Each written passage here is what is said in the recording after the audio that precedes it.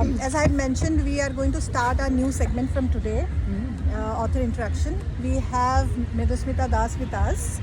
She is a software engineer residing in Guwahati, Assam.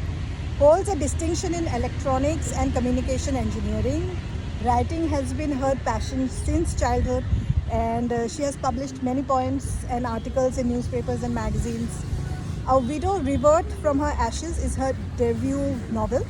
She shares her journey of self-discovery in it. It's a memoir, it's a part autobiography, and it's also a humble attempt by her to instill hope of aspiration for those who are dealing with grief, loss, and despair, helping them find their own true identity. Welcome, Madhusmita. Glad to have you with us. Yeah. And we look forward to have an engaging and interesting interaction session with you today. Thank you for joining. Thank you so much for having me. Yeah. Give me applause. Yeah. Thank you. So, first we will talk about your debut book, which is A Widow, Rebirth from Her Ashes. It is a memoir, right? So, this book is a piece of your soul. You have put your heart into it, right? I'm sure like you have written about the unfortunate incident that has happened. I'm sure there have been many of times when you might have wanted to give up writing, but you still went on, you carried on, and your book is now published. So tell us what made you continue writing and not give up the journey. Yeah, this has been a very integral part of me that I have put out in the world. It was not very easy for me to do, but when I had this incident in my life, the phase that I went through, it was very dark, very lonely. Nobody speaks out those things when a partner is no longer there. The daily activities that you used to do with someone, you are no longer able to do that. You don't hold hands. You don't have a partner in your bed to sleep. That's scary. That's scary. You don't have a person to go attend social gatherings with. In India, you know how it is, right? If your husband is not by, you might be even looked down upon, and you might be questioned character-wise also. If you are all bubbly and you are doing stuff. Before that, I was in a phase that I did not want to leave anymore. There was no purpose. I didn't want to commit suicide or anything, but there was no reason for me to live. But after taking therapy and all, I figured out that so many of the people of either sexes have gone through this. And if I could see light, why not I share this with the world? I started with that, and Universe conspired. I got into a book club and I started writing. But while editing, while writing even, those chapters, it was very, very difficult, like you said. But while editing, it was even more difficult because I had to go through it over and over again. Revisiting the entire episode again, right. I would cry, I break down, but I would write, definitely. The only intention I had set, like we already discussed in our book fair, that it was just to reach the souls who needed to hear this. And I think people are connecting with this book. People are asking me to translate it into different language because everyone deep down has felt loss. It's not I wish anyone with, but if someone has faced it, it is but human to experience loss. So I just continued with that faith.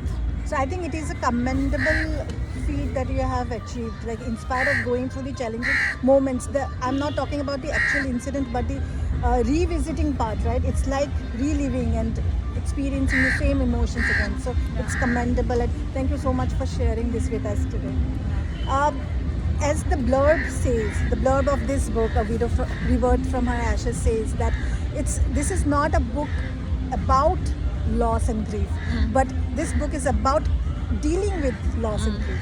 So if I had to ask you one question, and if you were to share one advice or maybe suggestion to those who might be going through or facing loss. So loss can be any loss of a person, loss of your loved one, relationship, or maybe loss of your career. So any loss. So what would be your one advice to anyone who is going through similar situation and how to deal so that they can deal with such situations? When actually very nice, actually very important question. It is a journey. When I didn't know when it happened to me what I'm supposed to do, I didn't know what, I was just lost. But when I changed my setup, when I came from Delhi to Guwahati, a place which did not have so much of his memories, but my memories helped me. Okay. I went back to when I felt that, I went back to those childhood places which I mentioned in the book, where I had my memories, where I grew up as a small young girl with hope in my eyes. I went back to those places. That help was very healing, and that was my first thing that I could do. I think God guided, and my brother took me on a trip to Shillong. After that, we just explored. We went to Dauki and all, Bangladesh borders, everything. Those were my memories. Those were things. I went to Bornihat, where I grew up. My father is in veterinary, so the fishery, that goat station, that everything brought up so much joy in me. So you those- could see a ray of hope to continue. right? Yeah, yes. So I think it's a very valuable insight that you have shared. I think revisiting your cherished moments, I think that really indeed helps. So I have one more question. I will finish it, and then maybe if you want to share anything, any of your stories, or you want to ask her, we will do that. So your second book is a children's book, Yeah. Sparrows of Michigan, and so in the blurb it is mentioned that even though it is for children, any adult who believes in magic can read it. Yeah. So is there any such story involving, like, magical story in your personal life that has happened, which might have inspired a scene or a character from this book?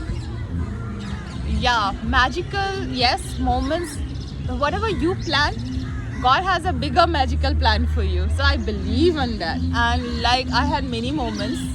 I cherish every moment, and I value life. I just value being alive. Human life is not something you get it just like that. It has to be used. So I have many magical moments. But if you say about the book, I was staying in the US in Michigan, and there used to be this tree. When the snow falls, it gets covered, and then the bird come in and she just vanishes into that tree. And I wonder, where did she go and how could she survive in that cold weather when I am all heated up in this warm room, and she is surviving in that. And I started imagining, like, she would have a cozy, bedroom there with a book thing. That's part of the thing. You can show them actually in the fair, when the kids came in, they told, can we have a house like this? So I imagined that the birds would go in, Very and mystical looking. and I used to tell this story to my daughter. So that's how I have imagined this. And when I was drawing this, when I was using AI to do this, then I got this beautiful house where we had a cozy bedroom with a book corner and a nice fireplace and all of that. So I imagined that. So maybe there's something to that, how they survive the cold. I don't Some know. magic is happening there. Yeah. It's so fascinating. You see, like, anecdotes or personal experiences getting involved in the storytelling process also. So thanks again for sharing that. Very nice questions, I must say. Thank you so much. If anyone wants to share anything or wants to ask her about her books, about her writing process, please go ahead. I have a technical kind of a question. Ooh. I have ended up with numerous manuscripts not complete. How do you complete stuff?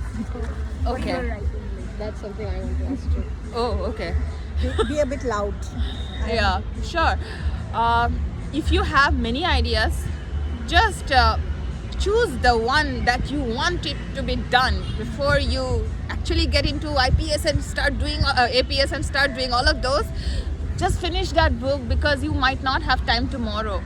Actually, just if you want to, let's say that if I want this to be my last book, to be written before I die tomorrow. So I want it to write tonight and finish it off and then die peacefully.